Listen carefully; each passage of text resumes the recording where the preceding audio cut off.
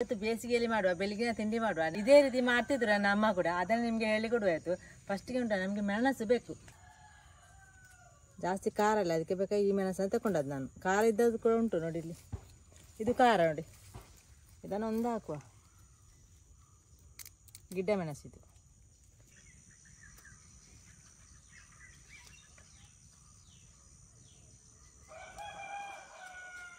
ಈ ಬೇಸಿಗೆ ಉಂಟಲ್ಲ, ಈ ಬಸಳೆ ಸೊಪ್ಪು ಭಾರಿ ತಂಪು, ಅದಕ್ಕೆ ಬೇಕಾಗಿ ಬಸಳೆ ಸೊಪ್ಪು ಹಾಕಿ ತಿಂಡಿ ಮಾಡುವ ಅಂತ. ಜಾಸ್ತಿ ಬೇಡ, ಸ್ವಲ್ಪ ಸಾಕು.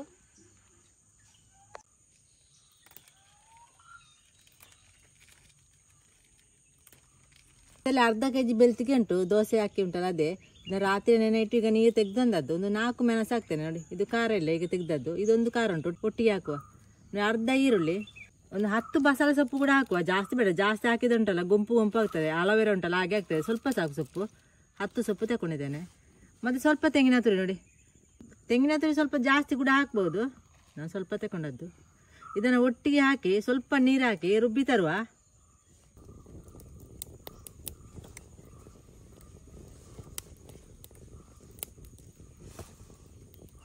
ರುಬ್ಬಿದ ಹಿಟ್ಟಿಗೆ ರುಚಿಗೆ ಬೇಕಾದಷ್ಟು ಉಪ್ಪು ಕೂಡ ಹಾಕುವ.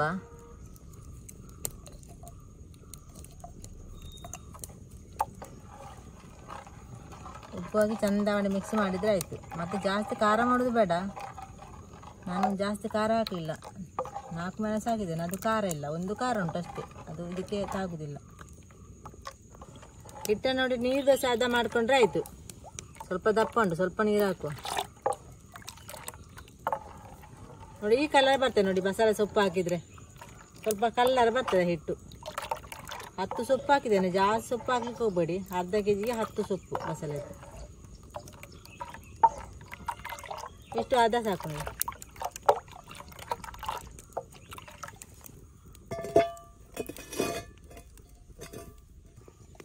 ಈ ದೋಸೆ ಕಾವಲಿಗೆ ಸ್ವಲ್ಪ ಎಳ್ಳೆಣ್ಣೆ ಹಚ್ಚುವ. ಮತ್ತು ಬೇರೆ ಎಣ್ಣೆ ಕೂಡ ಹಾಕ್ತೇವೆ, ನಮ್ಮ ಕಾವಲಿಗೆ ಉಂಟಲ್ಲ ಬೇರೆ ಎಣ್ಣೆ ಎದ್ದೆಲ್ಲುವುದಿಲ್ಲ ದೋಸೆ, ಎಳ್ಳೆಣ್ಣೆನೇ ಆಗಬೇಕು ನೋಡಿ. ಡೈಲಿ ನಾವು ದೋಸೆ ಮಾಡಿದ್ರೆ ಅದೇ ರೀತಿ ಮಾಡಿದರೆ ಆಯ್ತು ದೋಸೆ. ಮತ್ತು ಕಾವಲಿ ಮಾತ್ರ ಸರಿ ಕಾದಿರಬೇಕು, ಇಲ್ಲಾದ್ರೆ ಮತ್ತೆ ಎದ್ದೇಳುದಿಲ್ಲ ಅಷ್ಟೇ.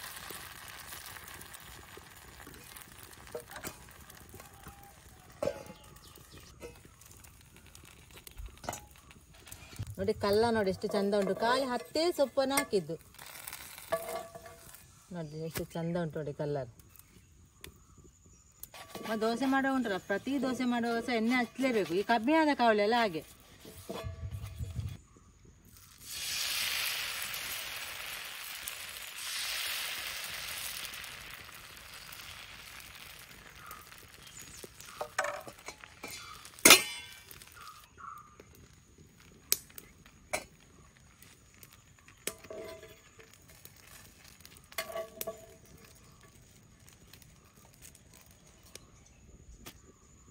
ಬಸಳೆ ಸೊಪ್ಪಿನ ದೋಸೆ ರೆಡಿ ಆಯ್ತು ನೋಡಿ. ಬೇಸಿಗೆ ಕಾಲದಲ್ಲಿ ಬಸಳೆ ಸೊಪ್ಪಿನ ದೋಸೆ ಭಾರಿ ತಂಪು ಕೂಡ. ಇಲ್ಲ ಅದು ಬಸಳೆ ನಿಮ್ಗೆ ಸಿಕ್ಕಿದೆ, ಇದೇ ರೀತಿ ನೀವು ಸಹ ಟ್ರೈ ಮಾಡಿ. ನಾನು ಚಟ್ನಿ ತಗೊಂಡದ್ದು, ನಿಮ್ಗೆ ಉಂಟಲ್ಲ ಸಾರು ಯಾವ್ದ ಕೂಡ ಈ ದೋಸೆಯನ್ನು ತಿನ್ಬಹುದು.